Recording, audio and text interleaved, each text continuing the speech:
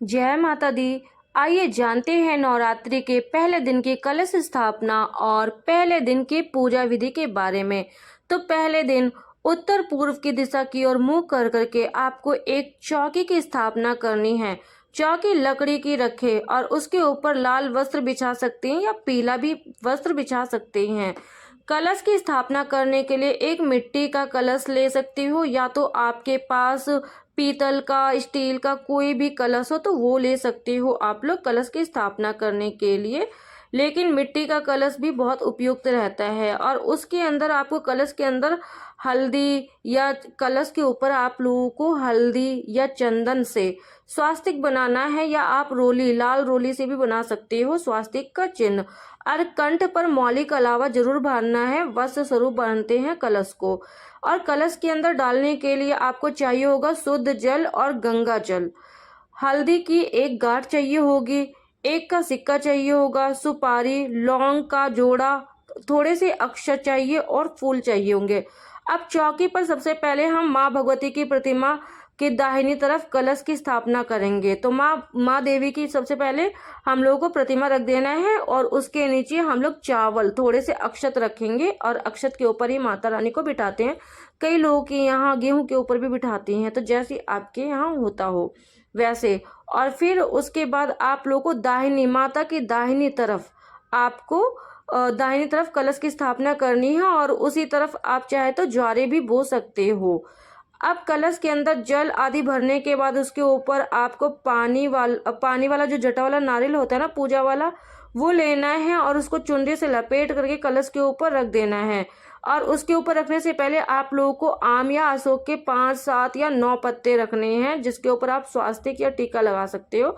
और अंदर आपको भरने के लिए क्या चाहिए, कलश के अंदर भरने के लिए आप लोगों को हल्दी की गांठ चाहिए, सुपारी चाहिए, आपको लौंग का जोड़ा, हरी इलायची का जोड़ा चाहिए, आपको एक का सिक्का चाहिए, थोड़े से अक्षत चाहिए और आपको एक का सिक्का रखना है। ठीक है, तो ऐसे रखना है। आपको नारियल कैसे रखना है, तो नारियल का जो निकीला वाला जो हिस्सा होता है ना, वो दीवार की तरफ या पीछे की तरफ होता है और जो दूसरा हिस्सा होता है वो अपनी तरफ रहता है। तो ठीक है, कलश की स्थापना के बाद अब हम माँ दुर्गा की प्रतिमा की स्थापना करेंगे। माँ दुर्गा का आवाहन करिएगा आप लोग कि माँ दुर्गा पूजा में पधार करके कि माँ दुर्गा आप पूजा में पधार करके अपना शुभ आशीर्वाद प्रदान कीजिए हमें। इसके साथ ही आप लोगों को गणेश भगवान की भी स्थापना करनी है। छोटी प्रतिमा हो तो उसे रख सकते हो आप लोग गणेश भगवान के उसमें, ठीक है। नहीं तो फिर एक सुपारी पर भी मौली बांध करके उसको भी गणेश भगवान का भाव देकर उसकी स्थापना की जा सकती है। अब चौकी के ठीक सामने हम अक्षत का आसन देकर के दीप जलाएंगे। तो दीप भी जलानी होती है, वो चौकी के बिल्कुल माता रानी के बिल्कुल सामने जलानी होती है, तो सही रहता है। जो अगर अखंड जोत जलाना है तो वो भी जला सकते हो आप, नहीं तो कोई बात नहीं है। नहीं तो 9 दिन तक जोत जलाते हैं, पूजा पाठ करते, वैसे भी कर सकते हो। अगर आपके पास धातु की प्रतिमा है तो ठीक है गणेश भगवान की, नहीं तो आप सुपारी को भी कलावा लपेट के गणेश भगवान का भाव दे सकते हो आप लोग। और उसके बाद आप लोग को जल का छींटा जरूर देना है, गंगा जल का छींटा दे सकते हो। और उसके बाद आपको हर जगह आपको गंगा जल की छींटा जरूर से देना है।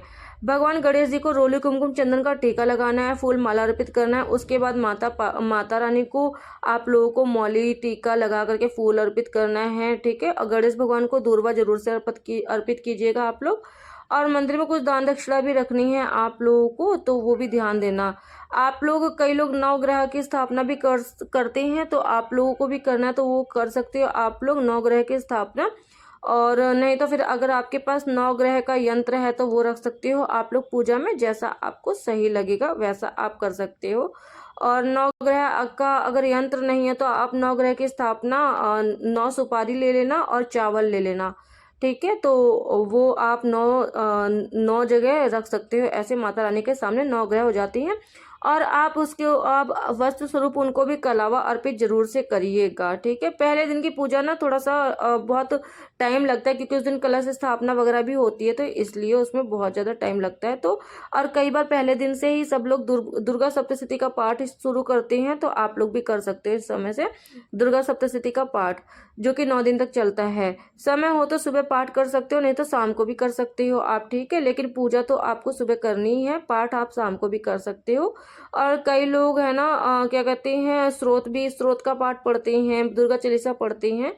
तो जो भी आपको सही लगे वो आप कर सकते हो। माता रानी की आरती करना है, माता रानी को भोग लगाना है, पंचामृत का दूध से बनी मिठाई का भोग लगा सकती हो। और आप लोगों को उस दिन पान का पत्ता और बतासे और आपको सुपारी लौंग रख करके भी माता रानी को चढ़ा सकते हो, आप लोग भोग अर्पित कर सकते हो। ठीक है, तो ये भी होता है और ये हवन में डाला जा सकता है। तो आप लोग अगर बड़ा हवन करते हो तो ठीक है, नहीं तो अगर बड़ा हवन रोज नहीं कर सकते तो छोटा हवन जरूर से करना। गाय के उपले पे अग्यारी जरूर से करना, उसको भी छोटा हवन कर सकते हो। ठीक है, गाय के गोबर का उपला तोड़ करके आप अच्छे से जला करके धुआं जब शांत हो जाए तो उसके अंदर आपको घी में लौंग और लौंग का जोड़ा और कपूर, ठीक है, वो जला करके आप डाल सकते हो उस जो भी हवन करोगे उसके अंदर।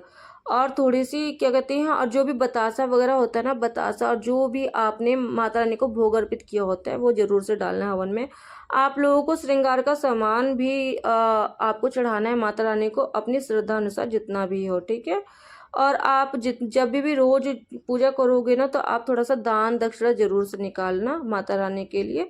और जैसे कि आप 10 रुपये निकाल सकते हो रोज के दान दक्षिणा जरूर से निकाल सकते हैं आरती में। और फिर वो पैसे कंजकों को आप दे सकते हो जब आप कंजके खिलाओगे तो उस टाइम पे आप। ठीक है, शाम की पूजा भी आपको धूप दीप जला करके ही कपूर से आरती करके करनी चाहिए। नवरात्रि के पूरे 9 दिन तक यदि कोई विशेष भोग ना मिले तो भी कोई बात नहीं, माँ को पान सुपारी इलायची और बतासा जरूर अर्पित करना चाहिए, वो भोग माता रानी को बहुत ही ज़्यादा पसंद है। इसके अलावा